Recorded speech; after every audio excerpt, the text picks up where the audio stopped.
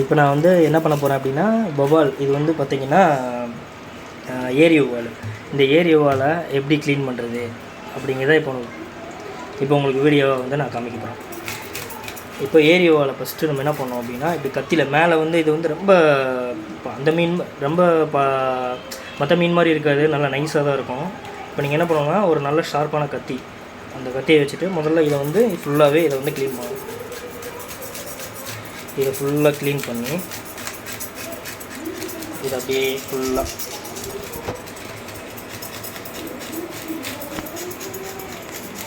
இது அப்படியே வந்து மேலே இருக்கிறது அந்த வரையாக இருக்கிறது போகிற மாதிரி இந்த அருக்கில் அந்த வரையாக இருக்கிறது போகிற மாதிரி ஃபுல்லாகவே அப்படியே க்ளீன் பண்ணணும்.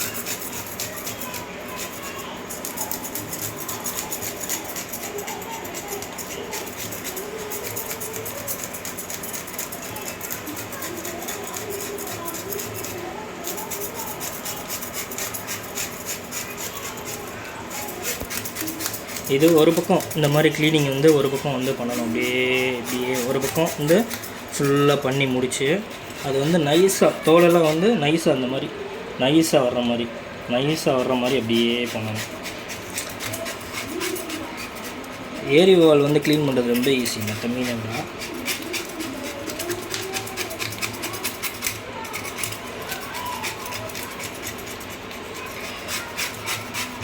அப்படியே க்ளீன் பண்ணி இந்த பக்கம் ஃபுல்லாகவே ஷைனிங்காக க்ளீன் ஆகிடுச்சு, எதுவுமே இல்லை, ஷைனிங்காக இருக்குது பார்த்தீங்களா இல்லையா. இதே மாதிரி ஆப்போசிட் சைடு இந்த சைடும் நம்ம வந்து இதே மாதிரி க்ளீன் பண்ணோம்.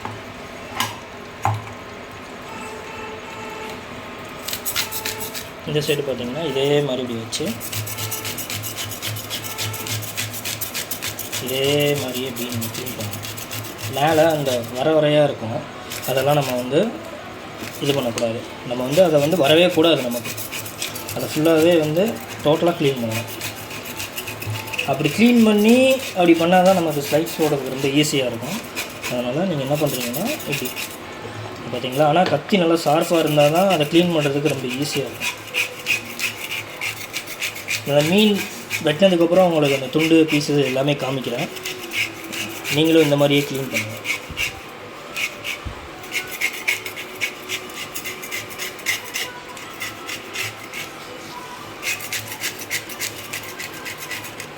இதை அப்படியே இப்படி டோட்டலாக அப்படியே க்ளீன் பண்ணணும்.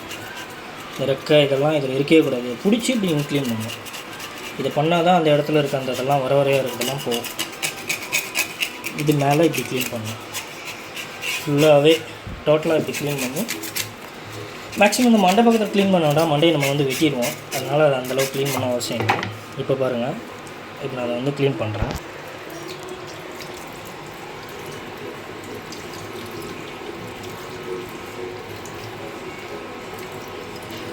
இப்போ பார்த்தீங்க அப்படின்னா, பார்த்தீங்கன்னா முன்னாடி பார்த்தோட இப்போ ஷைனிங்காக இருக்கா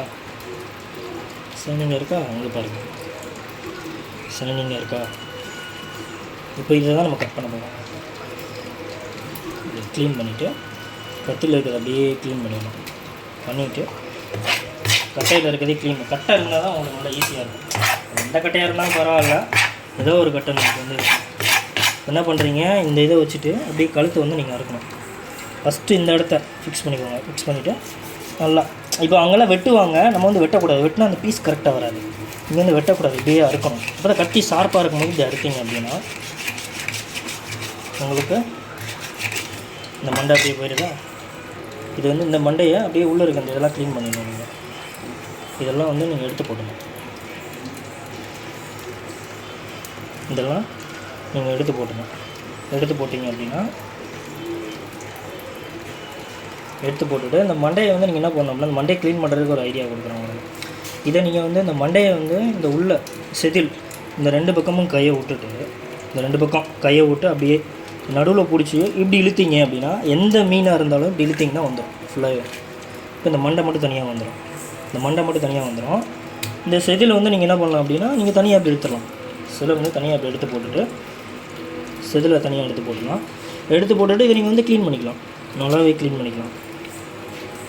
இதை க்ளீன் பண்ணிடலாம். க்ளீன் பண்ணிவிட்டு இந்த செதிலை வந்து எடுத்துகிட்டு இதை நீங்கள் வந்து கழுவிடலாம். இதை நீங்கள் வந்து இந்த கத்தியை வச்சு கூட நறுக்கலாம். கத்தியை வச்சு இப்போ நறுக்கி எடுத்துகிட்டு தூக்கி போட்டு இதை நீங்கள் அப்படியே யூஸ் பண்ணிக்கலாம். பண்ணிங்கன்னா அப்படியே அது ஃப்ரெஷ்ஷாக இருக்கும். இந்த பகுதியை நீங்கள் எடுத்து தண்ணியில் போட்டுக்கலாம். அதுக்கப்புறம் உள்ளே இருக்க அந்த கழிவு இதெல்லாம் உள்ளே இருக்க அந்த கழிவு இதெல்லாம்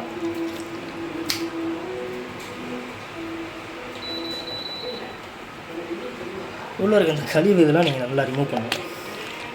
உள்ளே இருக்க அந்த கழிவு இதெல்லாம் நீங்கள் நல்லா கையை வச்சே நீங்கள் ரிமூவ் பண்ணிக்கலாம். அந்த அளவுக்கு ரொம்ப ஹார்டாலாம் இருக்காது. ஈஸியாக நீங்கள் வந்து கையை வச்சு ரிமூவ் பண்ணிக்கலாம். கையை வச்சு இப்படி ரிமூவ் பண்ணி இதை ஃபுல்லாகவே கையை வச்சு நீங்கள் இப்படி ரிமூவ் பண்ணிக்கலாம். மேக்ஸிமம் எல்லா மீன்லேயும் நீங்கள் இந்த மாதிரி தான் ரிமூவ் பண்ணணும். இந்த மாதிரி ரிமூவ் பண்ணிக்கிட்டு இப்படி ரிமூவ் பண்ணிட்டு இதை வந்து உள்ள கழுவிடணும்.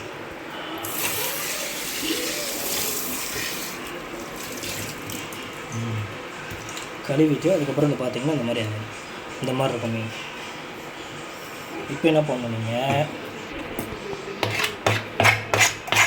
நீங்கள் இதை வந்து சிஸ்ஸர் இருந்தது இல்லை கத்தியை வச்சு கூட நீங்கள் கட் பண்ணிக்கலாம். சிஸ்ஸர் இருக்கும் இல்லை கத்தியை வச்சு கூட நீங்கள் கட் பண்ணிக்கலாம்.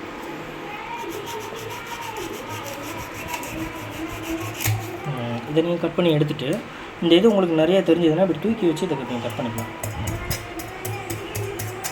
நிறைய பார்த்தீங்களா, இதை கூட நீங்கள் இதை தூக்கி வச்சு இப்படி கட் பண்ணிங்கன்னா இந்த சுற்றி இருக்க அந்த இதெல்லாம் செதுலாம் போயிடும்.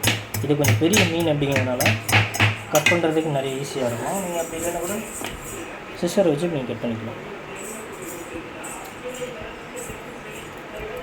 இப்படி கட் பண்ணிவிட்டு இப்போ இந்த சைடு இருக்கிறத நீங்கள் இந்த சைடுக்கு கட் பண்ண வேண்டாம். இதை மட்டும் நீங்கள் வந்து தேவைன்னா வச்சுக்கலாம். இதையும் பொரிச்சிக்கலாம், ஒன்றும் பிரச்சனை இல்லை.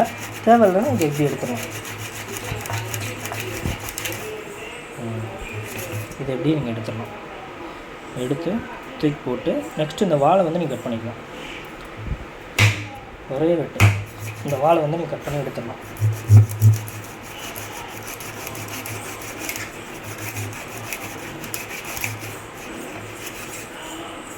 இந்த வாழை கட் பண்ணி எடுத்துகிட்டு அதுக்கப்புறம் என்ன பண்ணுறீங்கன்னா இந்த மாதிரி வந்துடும் மீன். இதுக்கப்புறம் நீங்கள் வந்து ஸ்லைஸ் போட்டுக்கலாம்.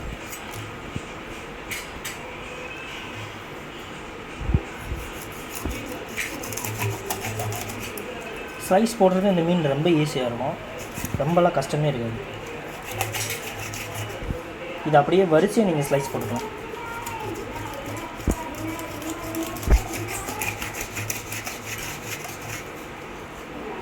அதுக்கப்புறம் அடுத்த பீஸ் கிட்டத்தட்ட ஒரு 5, 6, 7 பீஸ் கிட்ட இந்த மீன் வரும். நீங்கள் ஈஸியாக ஸ்லைஸ் போட்டுட்டு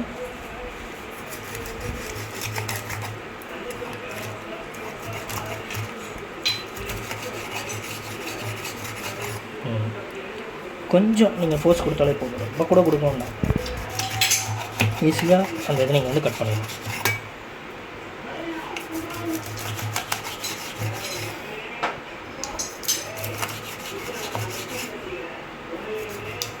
போக கட் பண்ணுறதுக்கு ரொம்ப ஈஸியாகும் இந்த மீன்.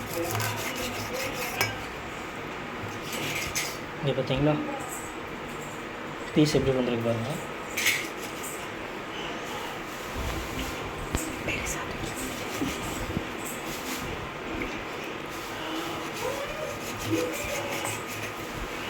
இங்கே பாருங்கள் எவ்வளோ அற்புதம் வளர்ந்துருக்கு பார்த்தீங்களா இல்லையா.